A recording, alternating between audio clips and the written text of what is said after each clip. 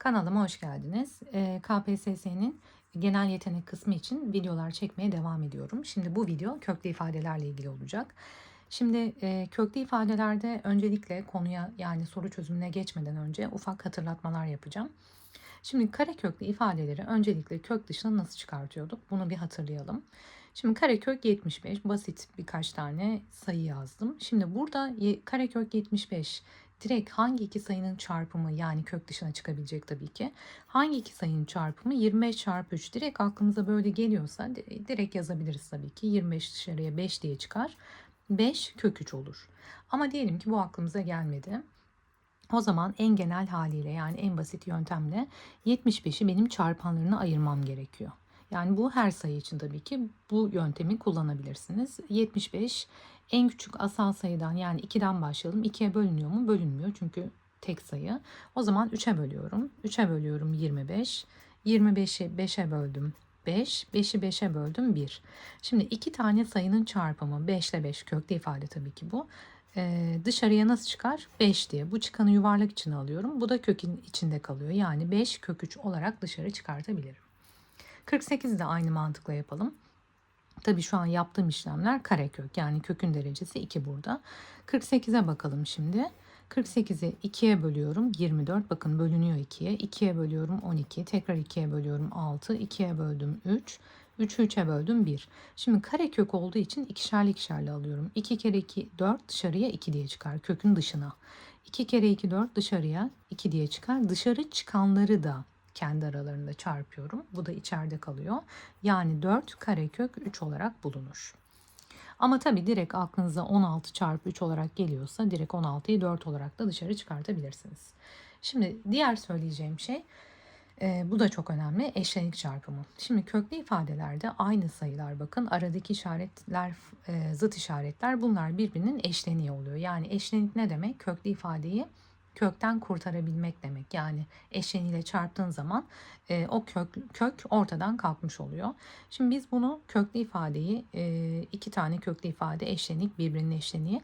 Şimdi birinci ile birinciyi çarpıyorsunuz. Kök 3 ile kök 3 kök 9 dışarıya 3 diye çıkar. Eksi ile artının çarpımı eksi. Kök 2 ile kök 2 kök 4 dışarıya 2 diye çıkar.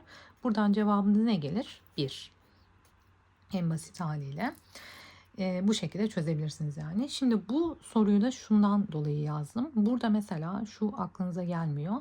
Bu ikisini ortak paranteze alabilmek. Ne parantezine alabilirim? Ortak. Şimdi bu ikisini kök 2 parantezine alabilirim.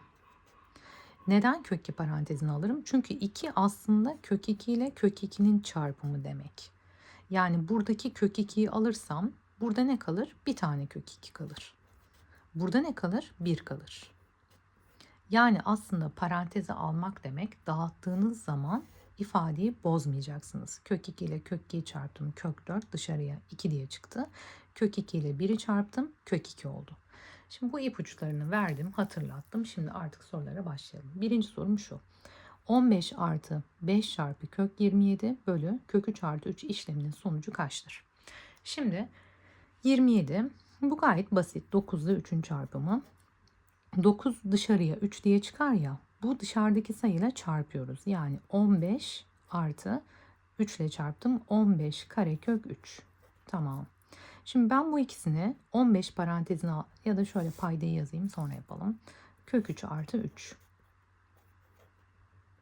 Ya zaten direkt bu ikisini direkt öncelikle 15 parantezine alayım. Burada ne kalır? 1 artı kök 3. Tamam. Geçtim paydaya.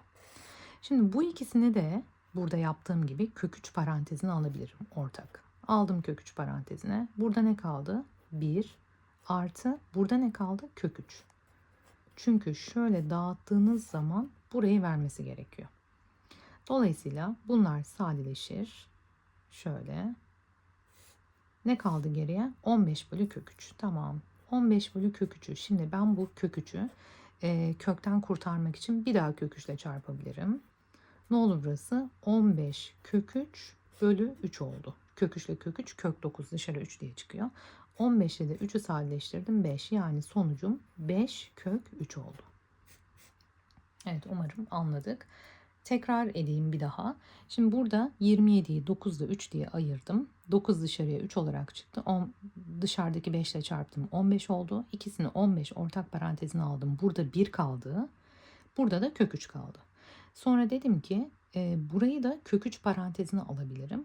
Burada da 1 artı kök 3 kalıyor. Bunlar sadeleşiyor. Sonraki işlemimde zaten paydayı kökten kurtarmak oldu. Kök 3'ü bir daha kök 3 ile çarptım yani. Devam edelim. İkinci sorum da şu. Bunda şöyle bir soru hazırladım.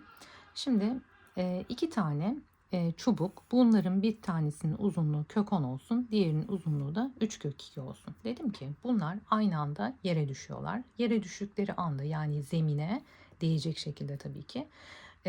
A ile B zemindeki yani aralarındaki mesafe normalde yere düşmeden önce 12 santim. Yere düştükten sonra şu aradaki en yakın mesafenin kaçla kaç arasında olduğunu şıkları da yazdım. Hangi sayılar arasında olduğunu bulalım. Buradaki amacım, sorudaki yazmadaki amacım köklü ifadeleri sayı doğrusunda hangi aralıkta olduğunu gösterebilmeniz. Şimdi burası kök 10. Şimdi şöyle yapalım. Şimdi zemine düştü. Şimdi bu uzunluk normalde 12. Yani şu aradaki mesafe. Şimdi çubuk buraya düştü. Burası kök 10 oldu. Yani aslında şöyle diyelim.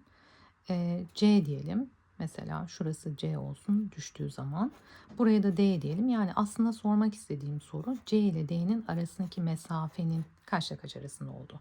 Şimdi bu çubuğu da düşürdüm. Tamam. Burası da 3 kök 2. Şimdi 3'ü içeriye nasıl atarım? 9 olarak. 9 ile 2'yi çarptım. Karekök 18. Ama o şekilde yapalım mı? Karekök 18. Evet öyle yapalım.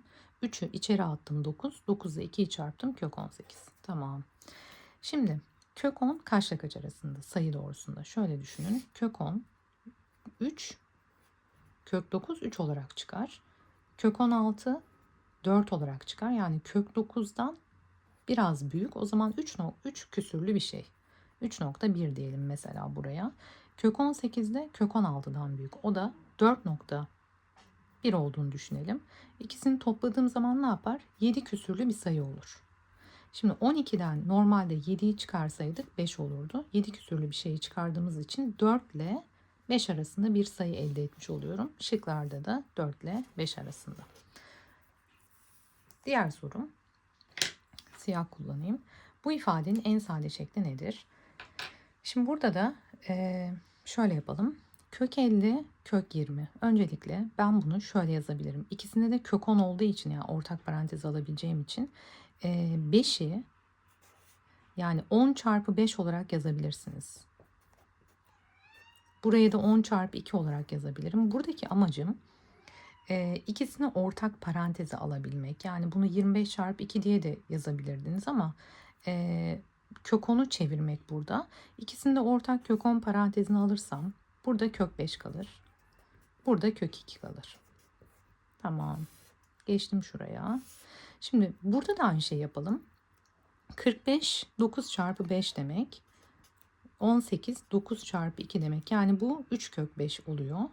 3 kök 5 eksi 3 kök 2. Kök 70'i de kök 10 çarpı kök 7 olarak yazabilirim. Yani ayırabilirsiniz bu şekilde. 28 nasıl dışarı çıkarıyor? 28 7 ile 4'ün çarpımı. Yani kök içinde 7 çarpı 4 şurası. 4 dışarıya 2 olarak çıkar. 2 ile çarptım 4 oldu. 4 kök 7 oldu. Bu ikisini 3 parantezine alırsanız kök 5 eksi kök 2. Tamam. Şimdi bakın ortak şeyler gördüm ben. Çarpım durumunda bu artık yok. Şununla şu birbirini götürdü çarpım durumunda. Kök 7 ile kök 7 de birbirini götürdü. Ne kaldı? Kök 10 ile kök 10 kaldı. İkisini çarpınca kök 100 dışarıya 10 diye çıkar. 4'te de 3 kalmıştı burada. Bu da 12. Sadeleştirelim. Yarısı 5, yarısı 6. Yani bu sorularda da ortak parantezi alabilmek için yani daha doğrusu soruya bakın önce. Yani ikisinde ortak neler görebilirim diye. Ortak paranteze direkt görünüyor zaten ikisinin ortak 10 çarpanının olduğu. O yüzden kök 10 parantezini alın. İşlemleri bu şekilde devam ettirin. Çünkü sadeleştirmeler olur muhtemelen soruda.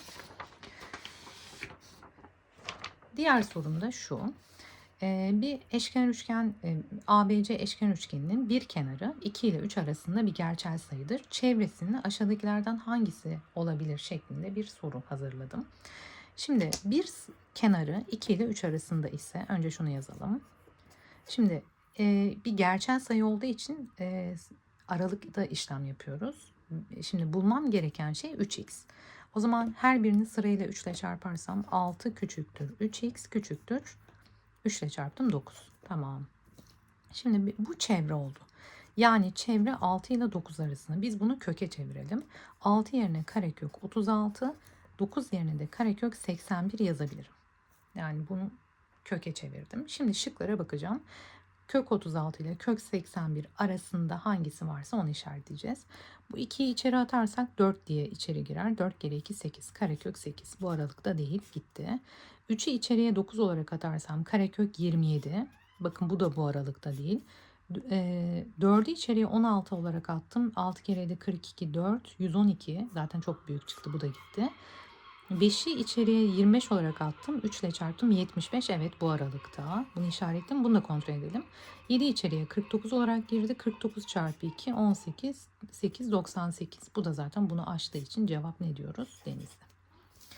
Son sorum. Burada da eşlenik çarpımı dediğim gibi başta tekrar etmiştim. Burada bunu kök 7 artı kök 3 ile çarpmam gerekiyor. Amacım paydayı rasyonel hale çevirmek. Bunu da kök 3 ile çarpıyorum. Şimdi 8 ile şöyle yazalım. Kök 7 artı kök 3. Paydaya geçtim. Kök 7 ile kök 7 7 olur. Artı ile eksi eksi kök 3 kök 3 9 dışarıya 3 olarak çıkar. Eksi 6 kök 3 bölü 3. Şimdi 7'den 3 çıktı. 4 kaldı. Bu 8 ile çarpım durumunda sadeleştirebilirim. 2. 2'yi de içeri atalım. 2 kök 7 artı 2 kök 3.